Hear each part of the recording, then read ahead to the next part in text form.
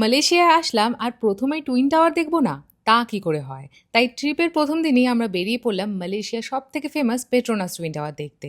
তবে টাওয়ারের একদম কাছে যাওয়ার আগে ঢু মারলাম সুরিয়া কেএলসিসি মলে, যেটা ঠিক টুইন টাওয়ারের পাশেই অবস্থিত।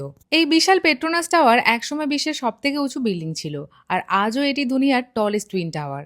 এর আর্কিটেকচারটা দেখার মতো, বিশেষ করে ৪১ তলায় সেই স্কাই ব্রিজটা, যেটা দুটো টাওয়ারকে কানেক্ট করেছে।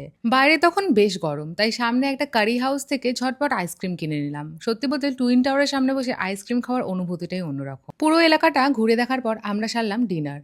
মালয়েশিয়া এসে আমরা ওখানে নাসি গোরেং ট্রাই করেছিলাম।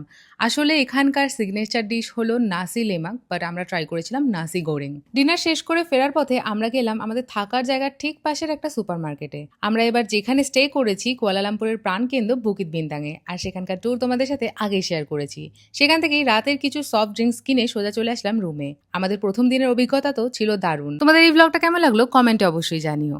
এই ভিডিও ঠিক নিচেই ডিটেল ভিডিওটা লিঙ্ক করা থাকবে, তোমরা চেক করতে ভুলো না।